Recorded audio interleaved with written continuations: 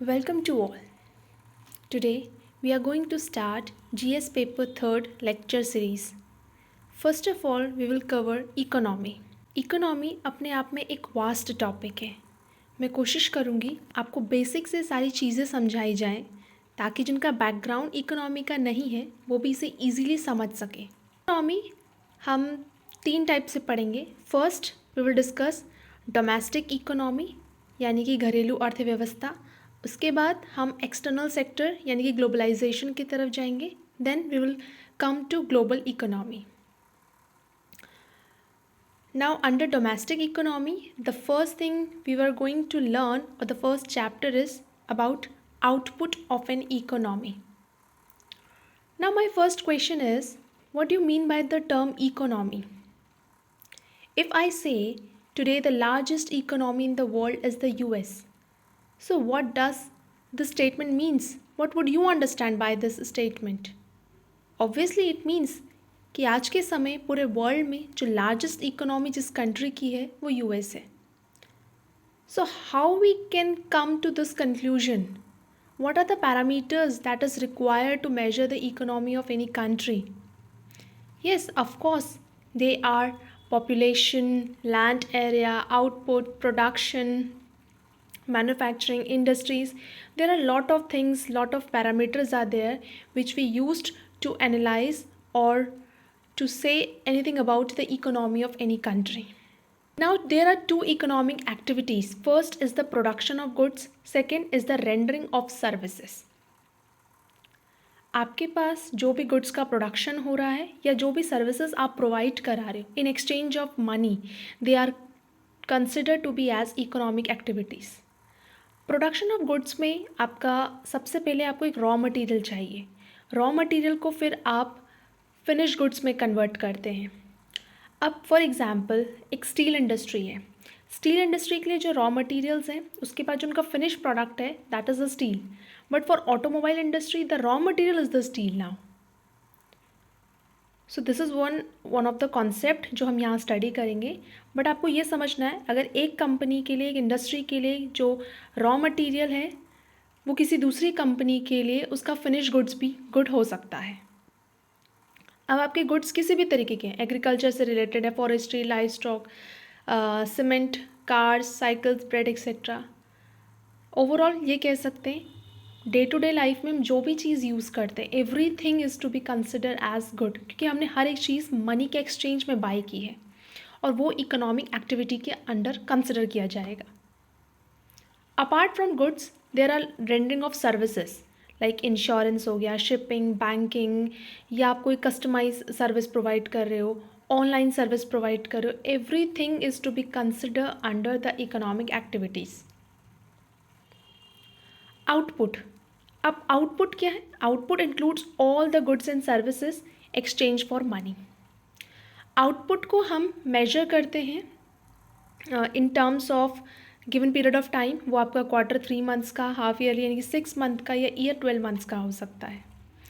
यहाँ पे मैंने एक टर्म मेंशन किया है, मॉनेटरी वैल्यू. आउटपुट पर से implies aggregation of monetary value of all goods and services produced in an economy in a given period of time या इन अ टाइम पीरियड. तो कोई भी गुड्स और सर्विसेज की एक मॉनेटरी वैल्यू होती है, ठीक है. मॉनेटरी वैल्यू हियर इंडिया में इसकी मॉनेटरी वैल्यू, फॉर एग्जाम्पल कोई गुड है उसकी मॉनेटरी वैल्यू इंडिया में 500 रुपीज़ है, तो अदर कंट्री में उसकी मॉनेटरी वैल्यू डिफरेंट हो सकती है. मॉनेटरी वैल्यू हम स्पेशली लोकल करेंसी के बेसिस में करते हैं. एग्जाम्पल इंडिया में INR है, इंडियन रुपीज़, ऐसे USA में US डॉलर हो गया. These are the monetary values and it can be changed from country to country. Example के लिए I have written an example here. एक फिशरमैन है, they catching the fishes, may use some it for self consumption and the remaining may be used for selling in the market. Now अब question ये arise होता है, what would be the output? Is the output only those fishes that he sell in the market? No, output आपका वो भी है जो उसने सेल्फ कंज्यूम के लिए यूज़ की थी. Those fishes that he used for the self consumption as well as that he sell in the market, they all are considered under the concept of output. और ये सारी फिशेस की monetary value आप output of an economy के under consider करेंगे. Next question is, if we were to include both the intermediate and final goods in our definition of output, then that would effectively mean counting the same thing twice and in the process inflate the output of an economy. This statement means, अभी मैंने आपसे previously discuss किया था, for example एक company के लिए steel final product था, but automobile industry के लिए वो उसका इनिशियल प्रोडक्ट था. तो क्या स्टील को मैं 2 टाइम्स उसकी मॉनेटरी वैल्यू को कंसिडर करूँगी? No, we can't do this, क्योंकि ये ट्वाइस मैंने उसे मेजर कर दिया और ये मेरा process and in the process inflate the output of an economy. इसीलिए हम किसी एक प्रोडक्ट को ट्वाइस या थ्राइस टाइम्स कैलकुलेट नहीं कर सकते. एग्जाम्पल मैंने आपको दिया है यहाँ पे, production of wheat and its milling as flour results in the making of bread. Thus, for output purpose, only the monetary value of bread would be considered and not that of wheat and flour. अब मेरे पास 3 industries हैं. First आपकी है farmers, जो जिनके लिए final product है wheat.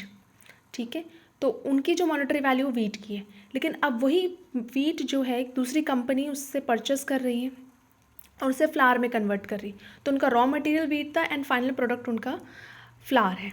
And third company के लिए रॉ मटेरियल फ्लावर है और फाइनल प्रोडक्ट ब्रेड है. तो जो थर्ड कंपनी जिसका फाइनल प्रोडक्ट ब्रेड है, तो उसकी ओनली ब्रेड की मॉनेटरी वैल्यू कैलकुलेट की जाएगी.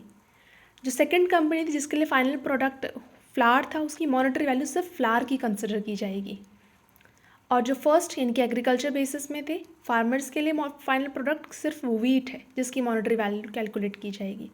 जब आप उसी वीट को ब्रेड कंपनी तक पहुंचाते हैं तो वहाँ पे सिर्फ ब्रेड की मॉनेटरी वैल्यू, फ्लावर और वीट की मॉनेटरी वैल्यू हम कंसिडर नहीं कर सकते.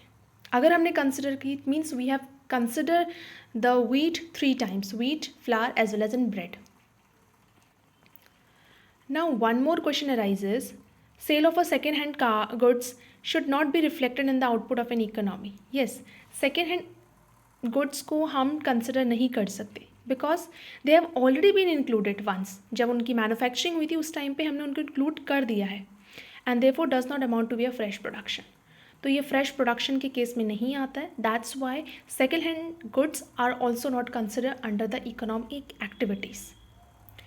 आई होप यहाँ से आपको एक इकोनॉमिक एक्टिविटीज़ जो हमारे पास 2 थी, production of goods, second is rendering of services, clear होगा.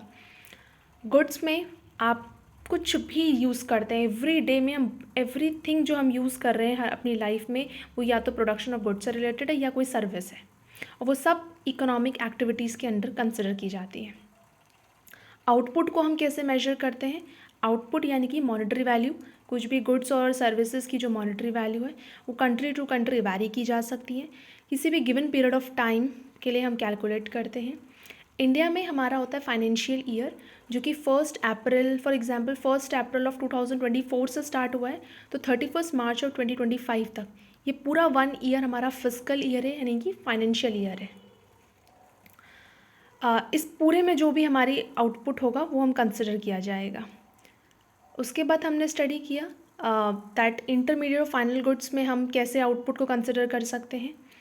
थर्ड, सेकेंड हैंड गुड्स को हम इकोनॉमिक एक्टिविटी के अंदर कंसिडर नहीं करते because they are not fresh production. Whence they have manufactured at the time we have consider already. Now the question arises, who are the producer of goods and services in an economy?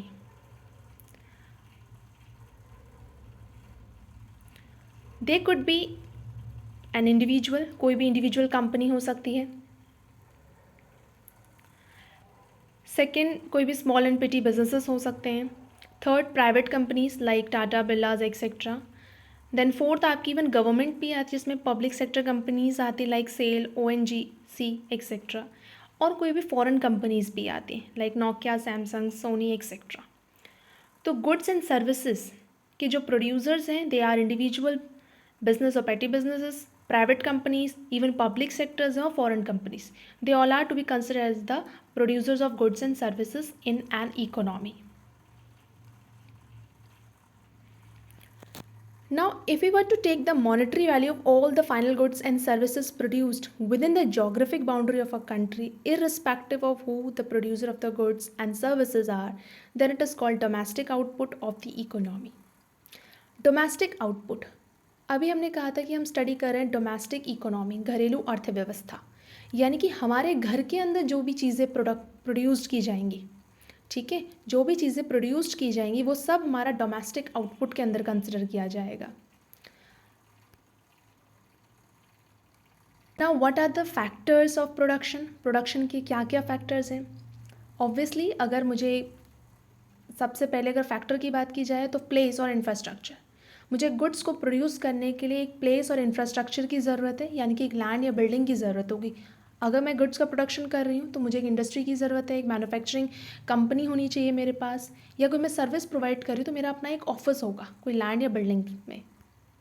Second is the money as a seed capital. किसी भी business को start करने के लिए मेरे पास एक seed capital होना चाहिए to buy the machines for and raw material, या मार्केट में इन्वेस्ट करने के लिए, ट्रांसपोर्टेशन के लिए, ठीक है। सो दीज आर रिक्वायर्ड और essential thing in factors of production. Third is a labour for production. अब उस काम को कंप्लीट करने के लिए मुझे लेबर्स की ज़रूरत है। Fourth is the entrepreneur as the producer of goods. So these are the four factors that we need for the production. First, infrastructure. Second, money as a seed capital. Third, labor for production. Fourth is the entrepreneur. That profit is the cost for any economic activity. Now एक example मैंने आपको दिया है यहाँ पे, एक manufacturing company है। First of all उसका 10,000 रुपीज़ लैंड, यानी कि जो बिल्डिंग उसने रेंट में लिए उस पर जा रहा है। 1,000 रुपीज़ वेजेस एंड सैलरीज़ में जा रहा है उसका एज फॉर लेबर्स। 750 उसका कैपिटल इंटरेस्ट है, ठीक है, जो उसने कैपिटल सीड मनी उसने डाली थी उसका इंटरेस्ट 750 रुपीज़ है। एंड एंटरप्रेन्योर का जो प्रॉफिट है वो 500 रुपीज़ है। Overall 12,250 rupees. Now the question comes, total cost जो भी आपकी है एंटरप्रेन्योर की वो थी 12,250। सो what is the output? Now output क्या है? Output is also same amount 12,250. What is the income for all the factors of production? अब माइंड में यही क्वेश्चन आएगा कि फैक्टर ऑफ प्रोडक्शन जो होते हैं आपके उसकी इनकम क्या है? It is again the same. Factor of production क्या थे? रिवाइंड कीजिए। फर्स्ट इंफ्रास्ट्रक्चर, सेकेंड आपके money as a seed capital, यहाँ पे कैपिटल इंटरेस्ट से मेंशन किया। थर्ड आपके लेबर थे। फोर्थ आपका एंटरप्रेन्योर। तो ये चारों चीज़ें हमारे फैक्टर ऑफ प्रोडक्शन में कंसिडर की थी। So these all are the income of all the factor of production. यानी कि इंफ्रास्ट्रक्चर का पेमेंट मैं 10,000 रुपीज़ कर रही हूँ, लेबर्स को मैंने चार्जेस 1,000 रुपीज़ दिए, जो मेरी सीट कैपिटल था उसका इंटरेस्ट मुझे 750 रुपीज़ मिला, और एंटरप्रेन्योर जो रिस्क ले रहा है उसका प्रॉफिट 500 रुपीज़ है। तो ये जो टोटल कॉस्ट है वो एंटरप्रेन्योर का है, वही आपका आउटपुट भी है और वही आपका income of all the factors of production भी है। यानी कि आप आउटपुट कहें या इनकम कहें, they both mean the same thing. So we come in the conclusion that whether we say domestic product, वो उत्पादन जो घरेलू यानी कि हमारे घर में बनाया गया है, या डोमेस्टिक इनकम, या जो हमारे घर में इनकम जनरेट की गई है of an economy, they all are same. क्योंकि आपने जो प्रोडक्ट्स बनाए और आपने खुद ही उसे यूज़ किया। इंडिया में जो भी प्रोडक्ट्स बन रहे हैं वो इंडियन पॉपुलेशन ही यूज़ कर रही है, तो प्रोडक्शन भी इंडिया में हो रहा है, उसकी इनकम जो जनरेट हो रही है वो भी इंडिया में हो रही है। तो both can be consider under the economy activity of India.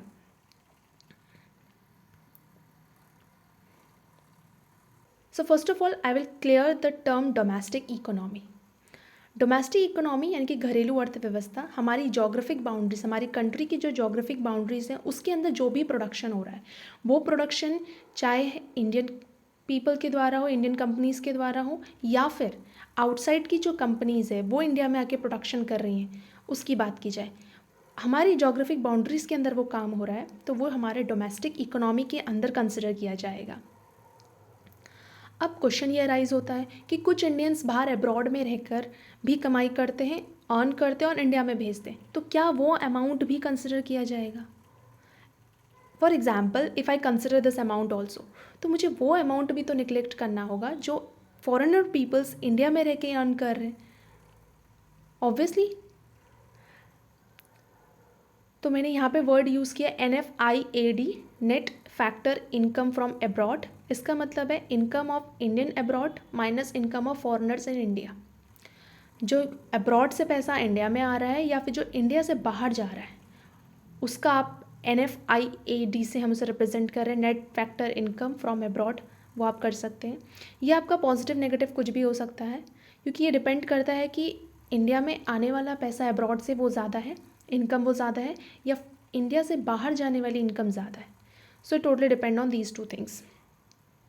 So domestic product में जब आप NFIAD को ऐड कर देते हो तो वो नेशनल प्रोडक्ट बन जाता है, यानी कि घरेलू उत्पादन में अगर आप इनकम फ्रॉम अब्रॉड का जो नेट फैक्टर उसे आप प्लस या माइनस करोगे तो वो नेशनल प्रोडक्ट बन जाएगा। So whenever you have to understand the difference between a domestic product or a national product. Domestic product means those products which are manufacturing in geographic boundary of our country, whether they are produced by the Indian people, Indian companies, or they are produced by a foreign companies but in India. Next is national product. In national product, domestic product is added or subtracted with the net factor income from abroad. Net factor income from abroad can be positive or negative. It totally depends whether the income of Indian abroad is greater or the income of foreigners in India is greater. See the last paragraph. Foreign currencies के amount ऊपर या नीचे होता रहता है, ठीक है, वो चेंज होगा। उसमें जो चेंजेस होंगे वो हमारे डोमेस्टिक प्रोडक्ट में इफ़ेक्ट नहीं करेंगे, बट नेशनल प्रोडक्ट को हमेशा इफ़ेक्ट करेंगे।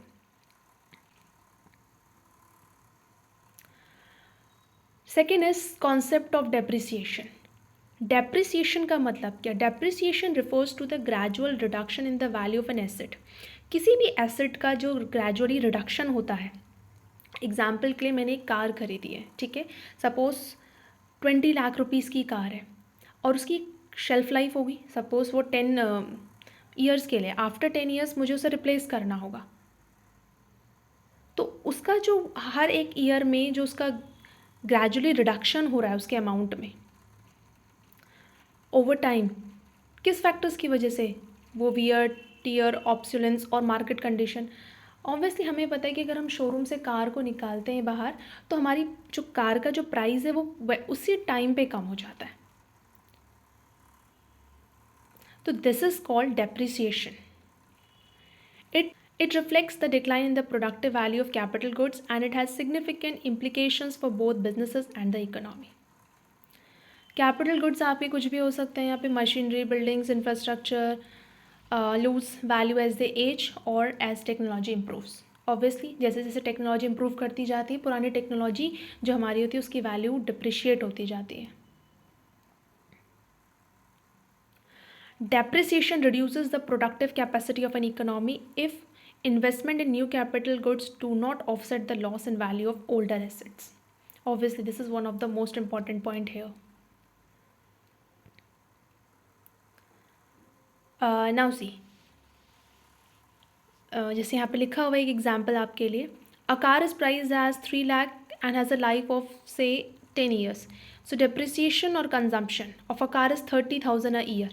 अगर उसकी जो वारंटी है या भी कह सकते हैं जो शेल्फ लाइफ है 10 ईयर्स की, इसका मतलब हर साल 30,000 रुपीज़ उसका डेप्रिशिएट होता जा रहा है, 30,000 a year. So if the output of an economy ignores consumption और depreciation of its machine stock, it is referred to as gross concept and if it is accounted for it is known as net concept. अब यहाँ पे 2 terms हैं, gross और net. अभी हमने पढ़ा था नेशनल प्रोडक्ट और डोमेस्टिक प्रोडक्ट के बारे में, अब हम पढ़ेंगे GNP यानी कि gross national product and GDP यानी कि ग्रॉस डोमेस्टिक प्रोडक्ट।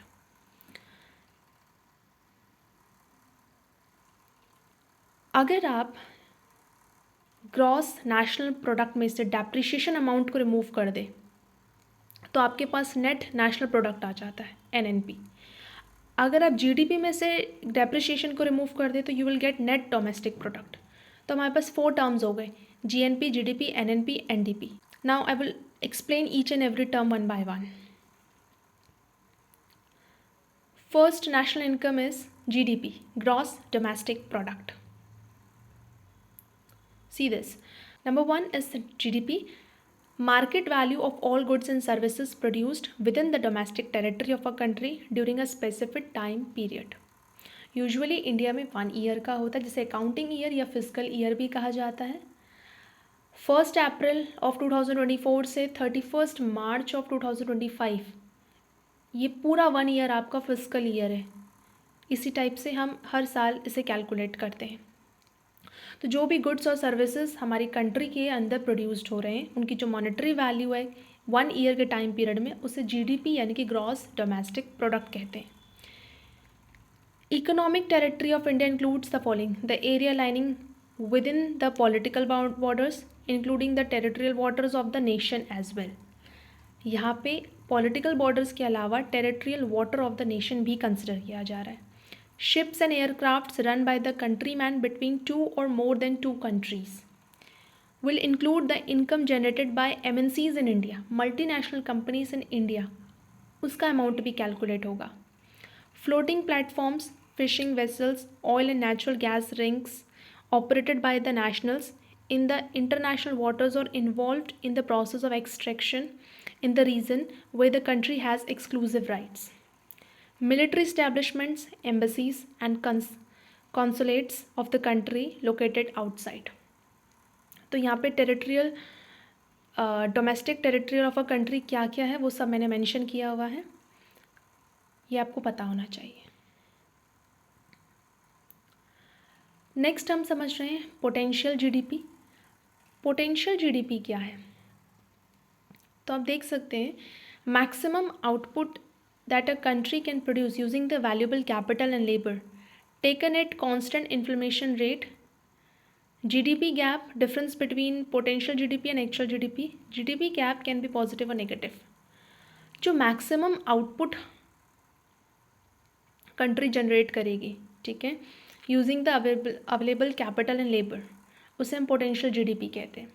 किसी भी कंट्री का एक पोटेंशियल जीडीपी हमेशा होता है कि हमारे पास कितने लेबर्स हैं, कितनी कैपिटल है, जिससे हम मैक्सिमम आउटपुट जनरेट कर सकते हैं। लेकिन जीडीपी गैप क्या है? पोटेंशियल जीडीपी और एक्चुअल में जो जीडीपी हमारी कंट्री की रही है उस साल, उसके बीच का जो डिफरेंस है वही जीडीपी गैप है। ये पॉजिटिव और नेगेटिव दोनों हो सकता है।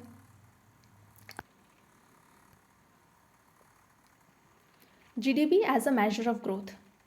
We all know that government levies taxes and also gives subsidies on different goods and services before they reach the market. Obviously, हमारी कंट्री में जो गवर्नमेंट है वो कुछ टैक्सेस हमेशा रखती है, जैसे जीएसटी हो गया आपका, गुड सर्विस टैक्स, में सब्सिडीज़ भी प्रोवाइड करती हैं मार्केट में रीच करने से पहले। The difference between the output at market price and at factor cost is tax burden on an economy which is useful for cross country comparison. अब यहाँ पे 2 टर्म्स आएंगे, मार्केट प्राइस और factor cost. The use of word growth in the India context implies increase in GDP at factor cost at constant price. ये last point आप note कर सकते हैं। Entire computation is the responsibility of Central Statistical Organization CSO, Government of India. ये जो भी statistical record हैं आपके, जीडीपी, जीएनपी, एनडीपी, ये सब कौन मेजर करता है, इसके लिए कौन रिस्पॉन्सिबल है? सीएसओ यानी कि central statistical organisation, government of India.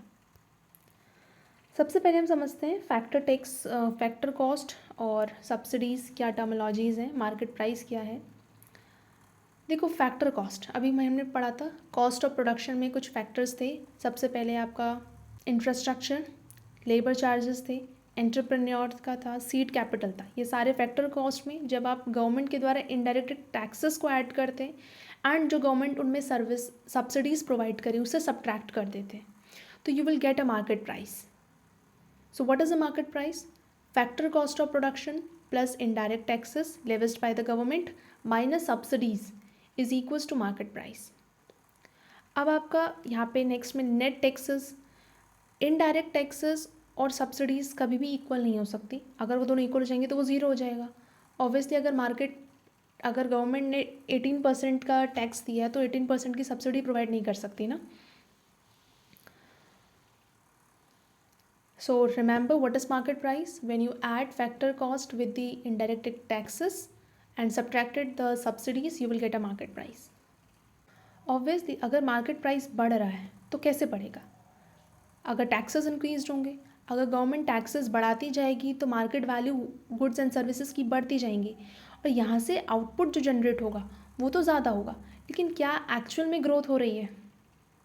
So output of an economy is worked out both at market price as well as factor cost, but for growth purpose, we can say only output at factor cost is considered. This means that increased value in production of goods and services in an economy is captured at factor cost, not at market price. You can see market price equals to factor cost plus taxes minus subsidies. Factor cost से market price में आने में आपने taxes को add किया था और subsidies को सब्ट्रैक्ट किया. टैक्सेस भी आपके प्रोडक्शन टैक्स हो सकता है और प्रोडक्ट टैक्स हो सकता है. ठीक है, 2 टाइप्स के टैक्स हैं यहाँ पे. एक प्रोडक्शन करते वक्त जो टैक्सेस लगे और दूसरा प्रोडक्ट टैक्स. सब्सिडीज़ भी प्रोडक्शन सब्सिडीज़ और प्रोडक्ट सब्सिडीज़ 2 टाइप से यहाँ पे हो गई. Now we have 2 terms, nominal GDP and real GDP. So what is the difference between them? Economic output valued at current market price and economic output valued at constant market price. अगर आप current market price में economic output value को देख रहे हैं तो वो nominal GDP है. Real GDP में आपके पास जो market price होता है वो constant होता है. Nominal GDP inflation not adjusted, उसे इन्फ्लेमेशन एडजस्ट नहीं कर सकता, बट रियल में इन्फ्लेमेशन एडजस्टेड. नॉमिनल में हम इकोनॉमिक ग्रोथ को एनालाइज नहीं कर सकते, it would be very difficult, but real GDP economic growth can be analysed easily. So we have a formula as well. Nominal GDP is equals to quantity multiply by price, current price, और real GDP में quantity multiply by price जो उस time पे constant है, जो base price आप लेकर चल रहे हैं. सो बेसिकली जीडीपी यानी कि gross domestic product. Gross domestic product nominal और रियल है. नॉमिनल में आपका जो मार्केट प्राइस है वो करंट है, जो टाइम टू टाइम चेंज होता रहेगा.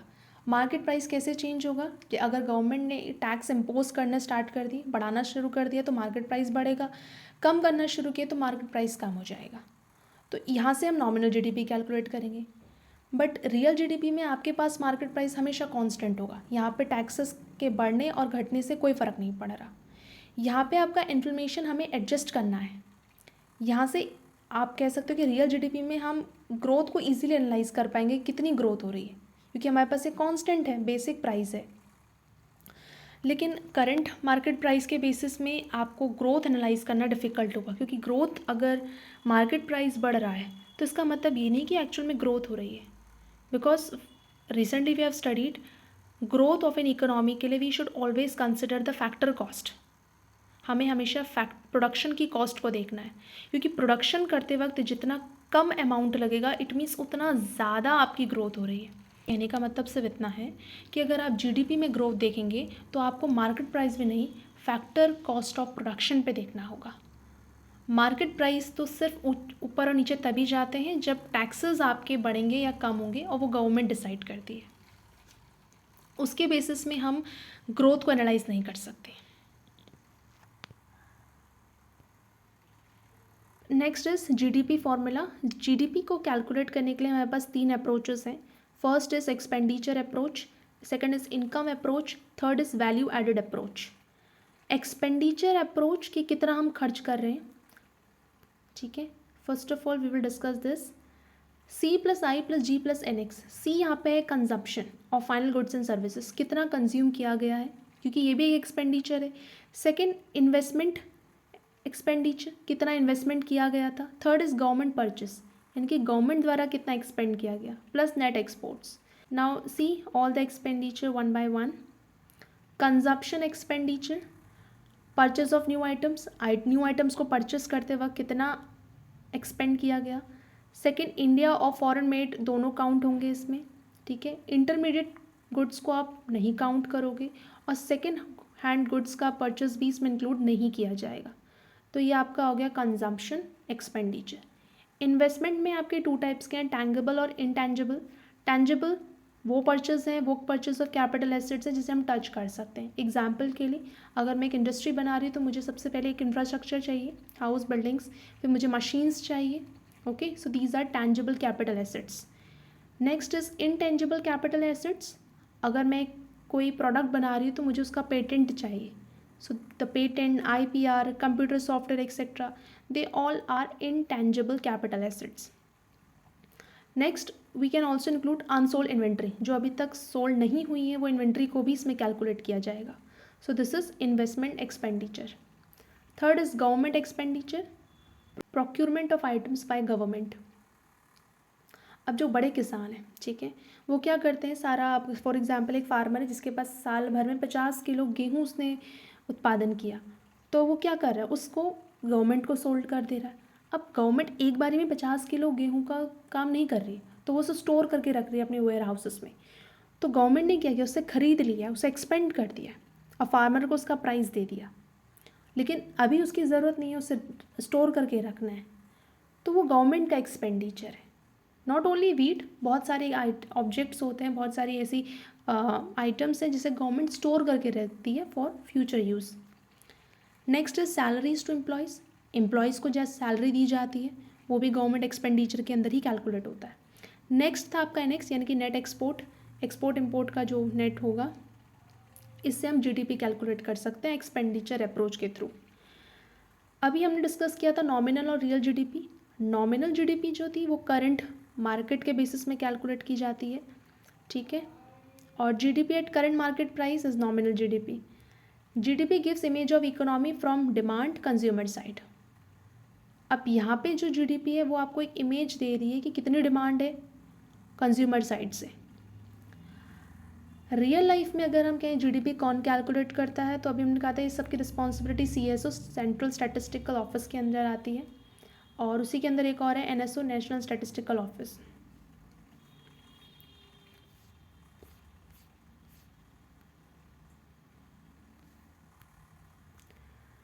Next is production GVA method. ये आपका है वैल्यू एडेड मेथड. हम स्टार्टिंग में 2011-12 को अपना बेस ईयर मानते थे, ठीक है, for calculating the GDP, real GDP, जब हमारा कांस्टेंट बेस ईयर था. उसे रिवाइज्ड किया गया 2017-18 से. तो इस केस में क्या है, आपके पास आपकी जितनी भी फर्म्स हैं उन सब की वैल्यू को कैलकुलेट किया जाएगा, ऐड किया जाएगा. अब यहाँ पे आप इंटरमीडिएट गुड्स की वैल्यू नहीं लेते हैं. यहाँ पे आप देख सकते हैं second point, value added equals to value of output minus intermediate goods. Intermediate goods की वैल्यू को ऐड नहीं कर रहे. यही आपको देगा जीवीए, यानी कि gross value addition at factor cost. Market price क्या था आपका, मार्केट प्राइस में आपके फैक्टर कॉस्ट ऑफ प्रोडक्शन में आपने प्लस किया था डायरेक्ट इनडायरेक्ट टैक्सेस, माइनस की थी सब्सिडीज़. यहाँ पे आपके पास जो फैक्टर कॉस्ट है वो है आपके पास है ग्रॉस वैल्यू एडेड. जितनी भी फर्म्स की जितनी भी वैल्यू एडिशन हुई वो ग्रॉस वैल्यू एडिशन थी. उसमें अगर आप इनडायरेक्ट टैक्सेस को ऐड करें और सब्सिडीज़ को माइनस करें तो वो आपको देगा GDP at current market price, यानी कि नॉमिनल जीडीपी. सेकेंड मेथड जो आपका वैल्यू एडेड मेथड है, ये आपको image of economy from supply and producer side से देता है. एक्सपेंडिचर मेथड से डिमांड कितनी है कंज्यूमर साइड से, ये दो अप्रोचेस थे जहाँ से इनकम इकोनॉमी की इमेज आपको दिख रही थी. बट इस केस में प्रोडक्शन मेथड में आप सप्लाई और प्रोड्यूसर साइड से इकोनॉमी की इमेज को देख रहे हैं. तो यहाँ पे ये भी याद रखना ज़रूरी है कि इस टाइम पर आप 2017 और 18 को एज अ बेस ईयर मान के चलते हैं.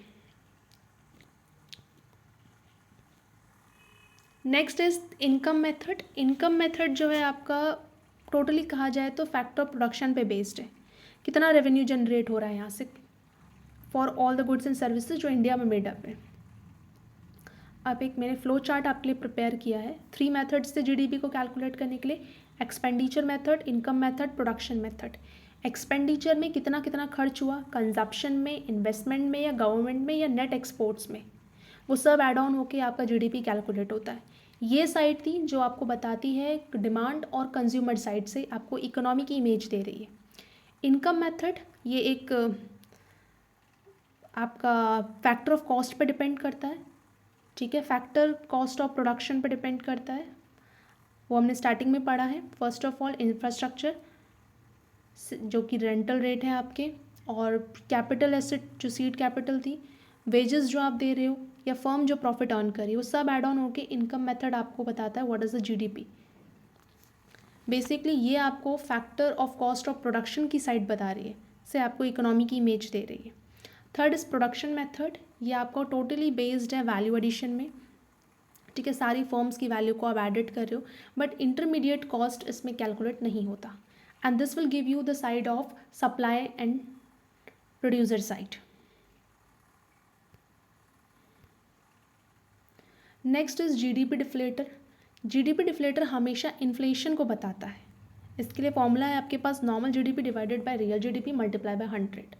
नॉमिनल और रियल डिफरेंस याद होना चाहिए. Nominal is the GDP which we calculate on the basis of current market price. Real GDP we have a base year or a constant year. Currently we were doing 2017-18 as a base year, जो कि एक revised series है. Second term आता है GNP. National income में first हम GDP discuss कर चुके हैं, gross domestic product. Now we come to gross national product, GNP. GNP is the total value of final goods and services by normal residents of India within an accounting year. हमारा accounting year physical year 1 year का होता है. उस पूरे year में जितनी भी goods and services आपकी इंडियन कंट्री के अंदर हुई है उसे हम ग्रॉस नेशनल प्रोडक्ट कहते हैं. Net factor income from abroad is the difference between the income receive from abroad for rendering factor services and the income paid for the factor services rendered by non-residents in the domestic territory of a country. NFIA से हमने define किया था उसे. NFIA net factor income from abroad. इसमें वो peoples आएंगे जो Indian हैं लेकिन बाहर काम करते हैं, ठीक है, और वो पीपल्स जो इंडिया में रह के काम करते हैं लेकिन वो फॉरेनर्स हैं. तो ये आपका प्लस माइनस कुछ भी हो सकता है, depends on the income generated by the foreigners और income generated by the Indians in abroad itself. तो आप जब जीडीपी में NFIA net factor income from abroad को ऐड या माइनस करते हैं तो GNP के ग्रॉस नेशनल प्रोडक्ट बनता है. ग्रॉस नेशनल प्रोडक्ट में अगर आप डेप्रिसिएशन की वैल्यू को माइनस कर रहे हो, ठीक है, कि कितनी वैल्यू डिप्रिशिएट होती जा रही है over the passage of time, तो आपका बनता है NNP यानी कि नेट नेशनल प्रोडक्ट. ग्रॉस और नेशनल नेट में यही डिफरेंस है. जब ग्रॉस नेशनल प्रोडक्ट में डेप्रिशिएटेड वैल्यू को सब्ट्रैक्ट कर दिया जाता है तो वो नेट नेशनल प्रोडक्ट बनेगा. अगर आप नेट नेशनल प्रोडक्ट में डेप्रिशिएटेड वैल्यू को ऐड करते हो तो it will gives you gross national product. Similarly अगर ग्रॉस नेशनल प्रोडक्ट में NFIA यानी कि net factor income from abroad को सब्ट्रैक्ट करोगे तो it will give you the GDP, क्योंकि वो सिर्फ डोमेस्टिक प्रोडक्ट बताएगा, नेशनल नहीं बताएगा. GDP में अगर आप NFIA यानी कि national net factor income from abroad को ऐड ऑन करोगे तो वो डोमेस्टिक से बाहर की तरफ चलेगी, यानी कि national product will give you, gross national product will tell you.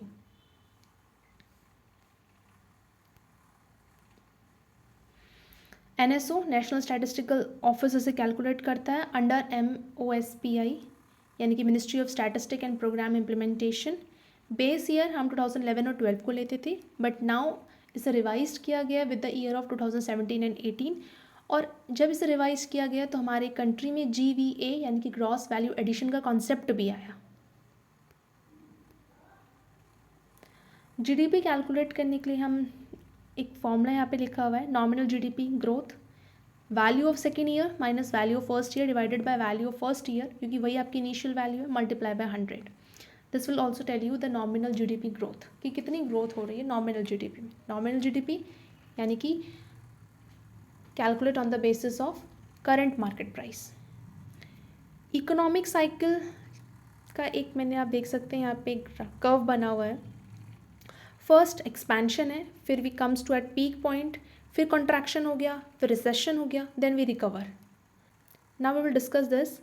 We have a technical recession when GDP growth is negative successively for 2 quarters यानी कि 6 month. 1 quarter is of 3 month, ठीक है, 2 quarter is of 6 month. Technical recession का मतलब होता है जब 6 month तक आपकी जो GDP की ग्रोथ है वो कंटिन्यूसली नेगेटिव में जा रही है, ठीक. आप कुछ रिकवरी के आप देख सकते हैं फैक्टर्स हैं या कुछ ग्राफ्स होंगे. फर्स्ट आपका वी शेप ग्राफ है. वी शेप ग्राफ में जो आपका वी बना है, जो नीचे को रिसेशन हो रहा है, जो नेगेटिव साइड को पीक पॉइंट है, ये कंप्लीटली लॉस है, ठीक है. That loss never reversed. ये जो लॉस है आपका इस मोमेंट में रिवर्स नहीं हो सकता. यू शेप्ड कर्व में आप देख रहे हैं कि लॉस होने के बाद हमने रिकवरी करी है, but it takes time. Z shape recovery में एक बार कंप्लीट रिसेशन हुआ, फिर हमने रिकवरी करी, ठीक है, हम पीक पॉइंट पर पहुँचे, देन हम नॉर्मल हो गए। सो ये बेस्ट रिकवरी है, क्योंकि जितना रिसेशन हुआ आपका, आपने उतना ही रिकवर भी कर दिया एक मोमेंट में आके। वी शेप में आप रिकवर नहीं कर पाए, but in Z shape you have recovered it. यहाँ पे जो नेट लॉस है वो नेट प्रॉफिट के बराबर होगा, it means we have recovered. इसे पेंटअप डिमांड भी कहते हैं। डब्ल्यू शेप रिकवरी, ऑब्वियसली इसमें भी आप रिकवर नहीं कर पाए, क्योंकि जितना लॉस हुआ उतना फिर आपने गेन किया, बट फिर again you comes to loss, then you will constant. L shape recovery सबसे वर्स्ट है, क्योंकि यहाँ पे आप डाउन फ्लो में तो गए बट रिकवर भी नहीं कर पाए और डाउन फ्लो में कॉन्स्टेंट हो गए। के शेप रिकवरी, फर्स्ट हमारे पास एक रिसेशन ट्रफ आया, ठीक है, कुछ पार्ट्स इसके रिकवर हुए, ठीक है, बट सम पार्ट्स स्टैग्नेटिंग और सिंकिंग। इट मीन्स कि अगर आप एकदम से डाउनफॉल में चले गए, उसके बाद आप थोड़ा सा तो उठे, लेकिन कुछ पार्ट उसके रिकवर हुए हैं, लेकिन most of the parts are constant, stagnating and sinking, they were not recovering. तो इन शेप्स को डिफ़ाइन करना का बेसिकली मेरा मोटिव ये था कि आपको समझ में आए कि रिकवरी किस टाइप से होती है। और जेड शेप रिकवरी बेस्ट है, क्योंकि यहाँ पे जितना नेट लॉस हो उतना ही नेट प्रॉफिट आप रिकवर कर पाए हैं। L shape is the worst one, because यहाँ पे रिकवरी नहीं हुई, you were constantly losing something. Technical recession term, 6 month तक अगर रेगुलरली आपकी जीडीपी ग्रोथ नेगेटिव की तरफ जा रही है, नेगेटिवली सक्सेसिव हो रही है, तो it is technically recession.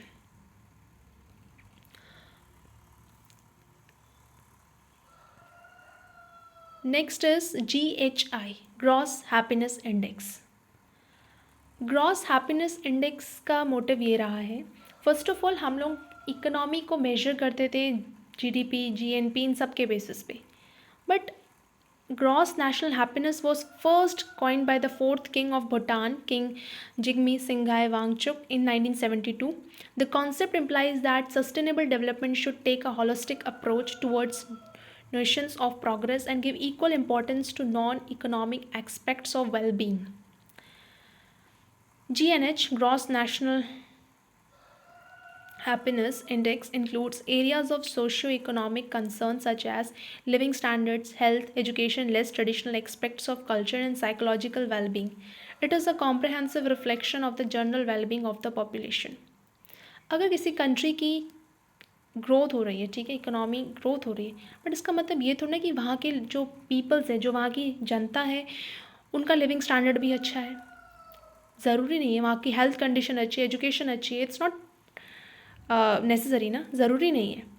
But GNH, जब हमने ग्रॉस नेशनल हैप्पीनेस इंडेक्स को स्टार्ट किया, तो हम ये देखते हैं कि किसी कंट्री की अगर आपको इकोनॉमिक ग्रोथ देखनी है तो आपको वहाँ का GNH इंडेक्स भी देखना होगा कि वहाँ की जो पीपल्स हैं, वहाँ का लिविंग स्टैंडर्ड क्या है, उनकी health, education, transportation system, traditional aspects of culture, उनकी साइकोलॉजिकल वेलबींग, मेंटल स्टेट, ये सब भी अच्छी हैं या नहीं है, इन सब से वो ग्रोथ कर पा रहे हैं या नहीं, ये सब के बेसिस में भी हम किसी कंट्री की इकोनॉमी को मेजर कर सकते हैं। At the beginning of the chapter, we have discussed economic activities are of two. Number one is production of goods, second is rendering of services. Now, who was the producer of goods and the services?